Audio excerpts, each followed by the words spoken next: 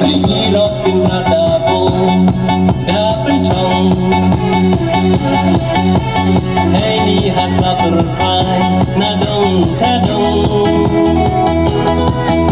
cảm lam yong ti bo pi bo ba yo kan story ti Duri kamera ni apa song no? hãy lót tình ra ta vô đã bên trong hãy hát la berkai na dong cha dong cảm ơn nhau thì có khi cô ba nhờ cần từ rèn tim cũng để ra để đáp chúng ta đáp tình anh trong vui yêu cùng lại hao gặp buông cả đồng chỉ số đợi cảm hóa đợi trong để đáp chúng ta đáp tình anh trong vui yêu cùng lại hao gặp buông cả đồng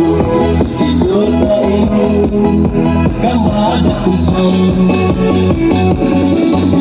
văn hoàng nói bước em nhà sang nghe yêu lạnh các bạn đình tranh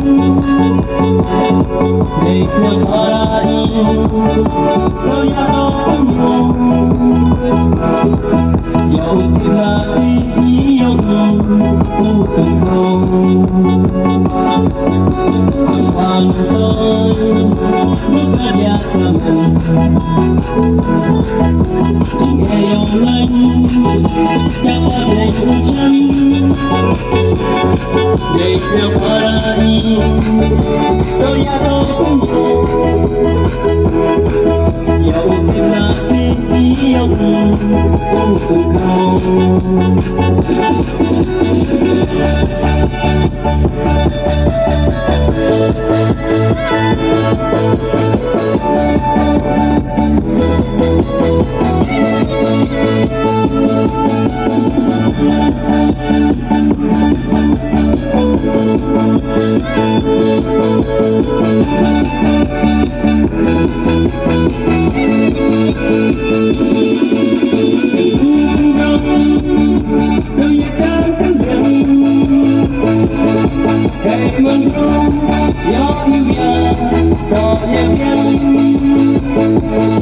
mình xin vượt qua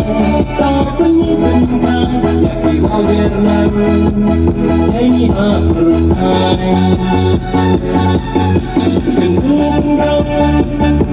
tôi nhớ chán cánh biển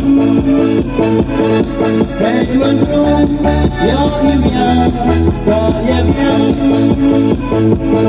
mình xin vượt qua ta có những tình ta vì bao việt nam thấy như họ vượt hai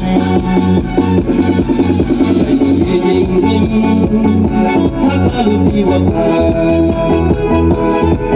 dẫu kinh dù kinh xanh giá nằm ra ca kinh ta có ý bờ đó là cuộc đời đó dẫu yêu không đẹp không nghe quá ốc và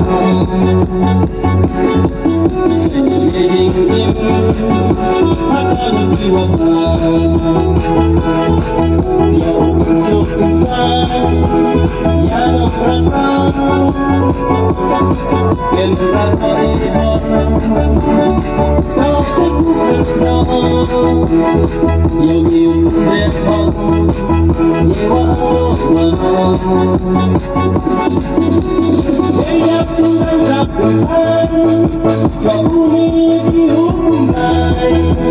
hàng gặp cũng gặp ở đâu chỉ số đợi cảm hóa đậm trong để nhắc chúng ta gặp được anh cho vui yêu cùng lại hàng gặp cũng gặp ở đâu chỉ số đợi cảm hóa đậm trong